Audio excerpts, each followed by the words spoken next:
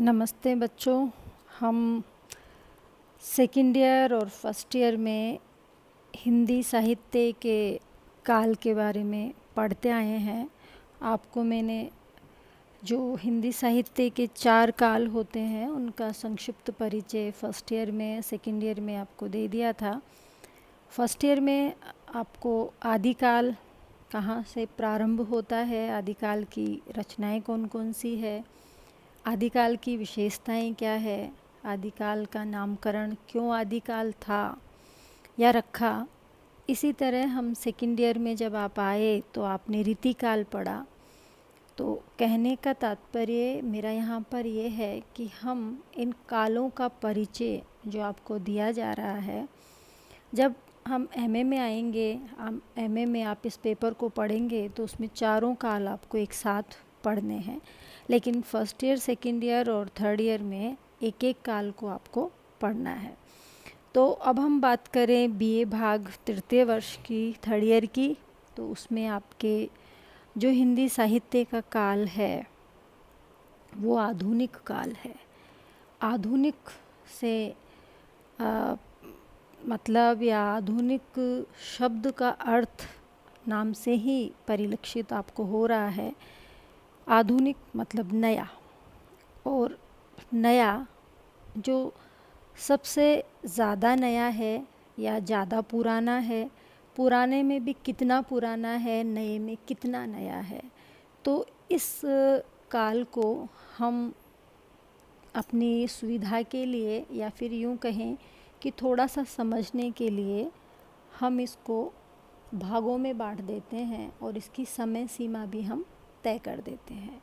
जिस तरह आदिकाल का समय हम 1050 से 1375 मानते हैं। रीतिकाल का समय हम भक्ति काल बीच में और आता है जो आपने पढ़ा फर्स्ट ईयर में, आदिकाल और भक्ति काल दोनों 1375 से 1700 तक भक्ति काल आता है, और 1700 से 1900 तक, 1900 मतलब 19वीं सदी, 1900 तक हम रीतिकाल को मानते हैं। आदिकाल, भक्ति काल और रीतिकाल, इनका ये समय हम बांटते हैं।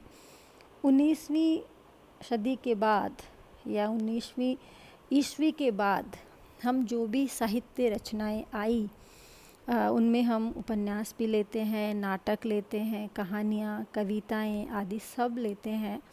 तो 19वीं सदी के बाद जो भी विधाएं आई, चाहे वो नाटक हो, चाहे वो कविता हो, चाहे वो कहानी हो, वो गद्य हो या पद्य हो, दोनों को ही हम इसमें मानकर चलते हैं।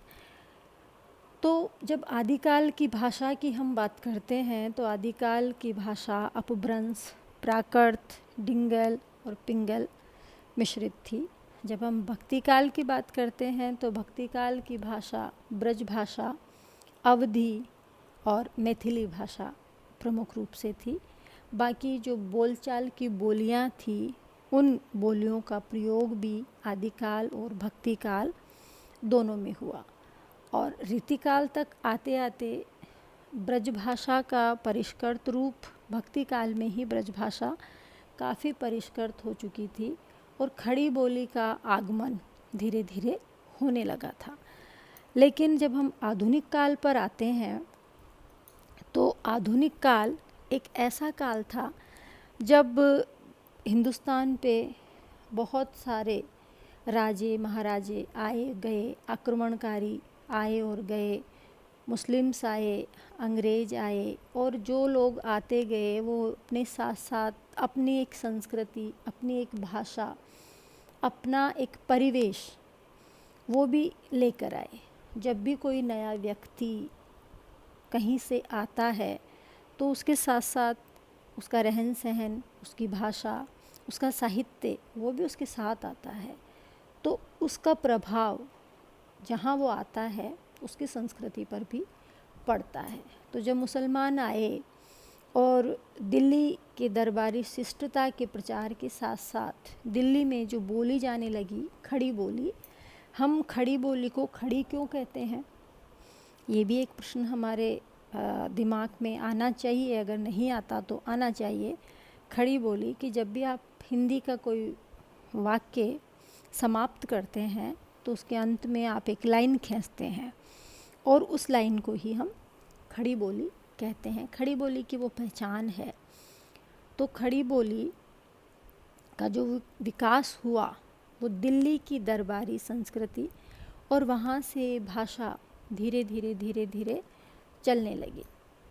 हम अगर ये कहें कि दिल्ली में खुसरो ने जब विक्रम की 14वीं शताब्दी में ही ब्रजभाषा के साथ साथ खड़ी बोली में भी कुछ पद और पहेलियाँ उन्होंने बनाई थी, तो हम ये कह सकते हैं कि जो खुसरो थे वो खड़ी बोली हिंदी के पहले कवि थे।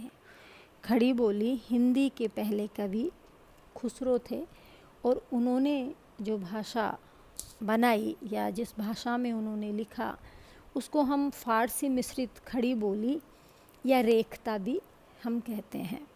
आजकल आप देखते होंगे कि कई मुशायरे होते हैं, कई कबीर के जैसे भजन या पद गाए जाते हैं, कई एक मंच के नीचे बहुत सारे कवि लोग जब आते हैं तब उसका टाइटल भी हम रेखता रखते हैं। तो मिश्रित खड़ी बोली जिसमें फ़ारसी, उर्दू और हिंदी ये तीनों भाषाएं मिक्स थी, मिली हुई थी। उर्दू साहित्य भी जब खड़ा हुआ और उर्दू आगे चलकर विदेशी भाषाओं का शब्दों का मेल भी इसमें बढ़ता गया। धीरे धीरे जब मुग़ल साम्राज्य विध्वंस होने लगा या मुग़ल साम्राज्य जब गिरने लगा तो दिल्ली, आगरा आदि जो शहर थे इनकी समृद्धि भी नष्ट होने लगी और लखनऊ, पटना, मुर्शिदाबाद आदि नई राजधानियाँ बनने लगी।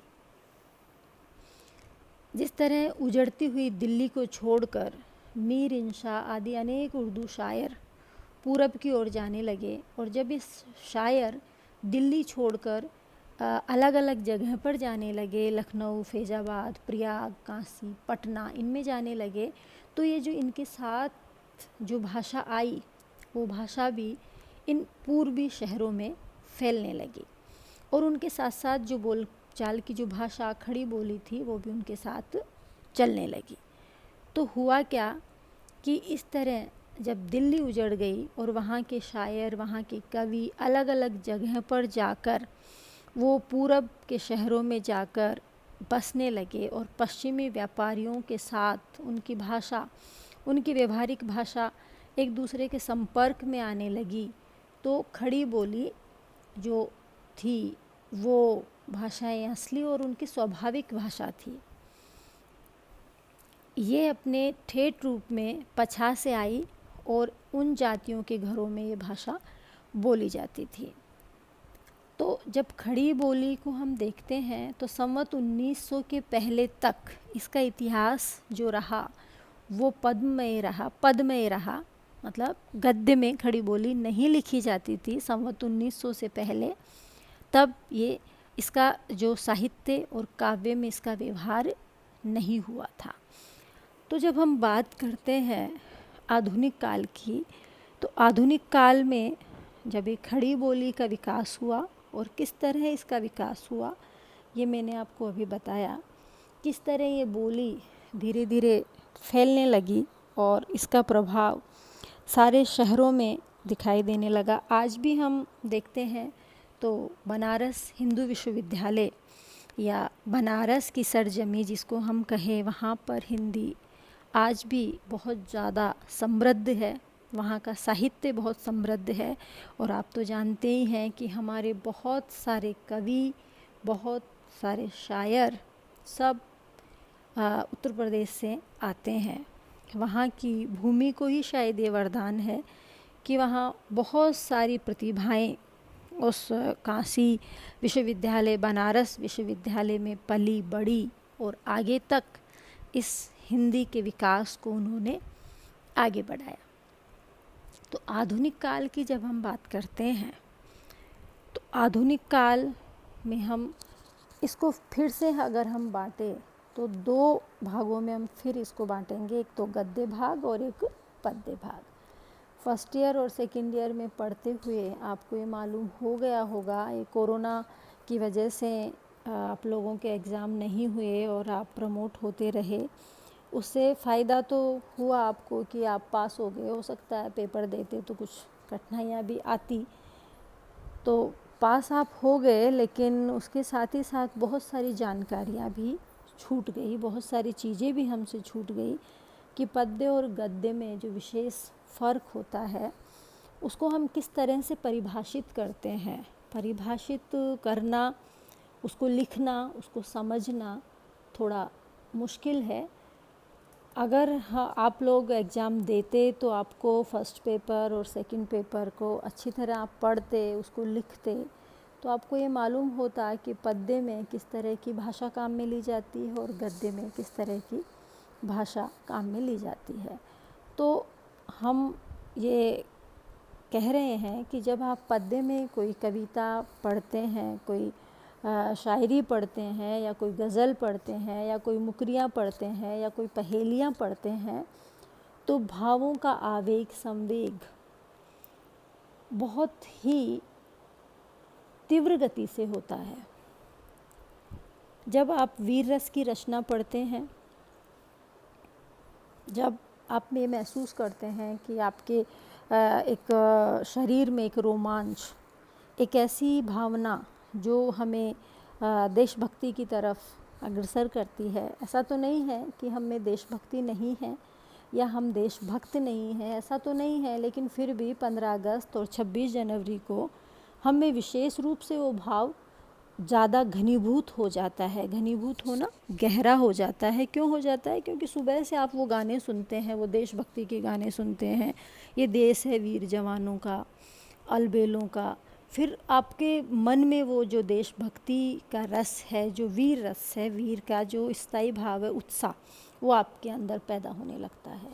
तो ये किसका जो कमाल है वो किसका है? ये गद्य का नहीं है, ये पद्य का कमाल है। जब आप संगीत सुनते हैं, जब आप कविता सुनते हैं, जब कविता पाठ कोई कवि या कोई लेखक बहुत रिदम में करता है, तो आप देखते हैं उसका प्रभाव जो श्रोता है या जो पाठक है उसके ऊपर ज़्यादा होता है, सुनने वाले के ऊपर उसका ज़्यादा प्रभाव पड़ता है। तो ये सारी चीज़ें इस खड़ी बोली की ही विशेषता है। खड़ी बोल, ऐसा नहीं है कि खड़ी बोली से पहले पद्य नहीं लिखा जाता था। ब्रजभाषा में भी पद्य लिखा, अवधी में भी पद्य लिखा। ये सब जो भाषाएं हैं जिनको हम पहले बोली कहते थे, अब हम भाषा कहने लगे, क्योंकि जिस भी बोली में अगर प्रचुर मात्रा में हमें साहित्य मिलता है तो हम उस बोली को भाषा का दर्जा दे देते हैं। तो अवधी और ब्रज उस पे आ जाती है, पायदान पे। तो खड़ी बोली जो भाषा रही वो बहुत बाद में या 1900 के बाद में सामान्य जनता की भाषा, जिसको सब लोग समझते हों, जिसको सब लोग बोलते हों, हाँ थोड़ा बहुत फ़र्क उसमें आ जाता है, लेकिन समझ में वो सबको आने लगती है। तो एक व्यवहार की भाषा, आपकी और मेरी भाषा, उसकी और अगले वाले की भाषा, तो हम विचारों को, एक दूसरे का जो संपर्क बढ़ता है, एक दूसरे से जो बातचीत करने का जो अपनेपन का भाव आता है, वो हमें उस भाषा में दिखाई देता है। कई बार आपने देखा होगा, आप साउथ इंडिया में चले जाइए और वहाँ पर आपको अचानक कोई हिंदी बोलने वाला दिख जाता है, तो स्वाभाविक रूप से उसके प्रति हमारी आत्मीयता बढ़ जाती है, क्योंकि वो भाषा हमारी है। लगता है कि हमारा कोई व्यक्ति यहाँ पर है, तो हमें वो अपनापन महसूस होने लगता है। तो ये जो खड़ी बोली है, इस खड़ी बोली का जो पद्य रहा, उस पद्य ने बहुत सारे लोगों को एकजुट किया, बहुत सारे लोगों के साथ मिलकर वो आगे बढ़ी। तो इस तरह साहित्य या काव्य में उसका व्यवहार 1900 से पहले नहीं हुआ था। तो हम जब आधुनिक काल की बात करते हैं तो हम आदिकाल, भक्तिकाल, रीतिकाल को पीछे छोड़ते हुए आधुनिक काल के लिए आगे बढ़ते हैं, लेकिन कभी भी पीछे वाले रास्ते को हम बिल्कुल काट कर या उसको बिल्कुल भूल कर हम एक नए रास्ते पर चले, ऐसा नहीं होता है। तो हमें आधुनिक काल को समझने के लिए आदिकाल, भक्तिकाल, रीतिकाल, इसकी जो पृष्ठभूमि है, इनकी जो विशेषताएं हैं, इनकी जो भाषाएं हैं, उनको भी हमें ध्यान देना होगा और समझना होगा कि आधुनिक काल तक आने में हमें इन तीनों कालों से होकर गुजरना पड़ेगा, या इन तीनों कालों से होकर ही हम आधुनिक काल तक पहुंच सकते हैं। अब आपकी बीए तृतीय भाग में केवल आधुनिक काल है, तो आधुनिक काल आज का काल, आज के समय में जो साहित्य लिखा गया, जो कविताएं लिखी गई, जो नाटक लिखे गए, वो आधुनिक काल में आते हैं। तो इस तरह आधुनिक काल के बारे में हम पढ़ रहे हैं, आधुनिक काल की भाषा के बारे में हम पढ़ रहे हैं, तो हमें ये भी ध्यान रखना आवश्यक है कि हिंदी का विकास आधुनिक काल में ही सबसे अधिक हुआ और आधुनिक काल में आकर ही हिंदी समृद्ध हुई। अब हम आगे बात करेंगे, आगे दूसरे वीडियो में। धन्यवाद।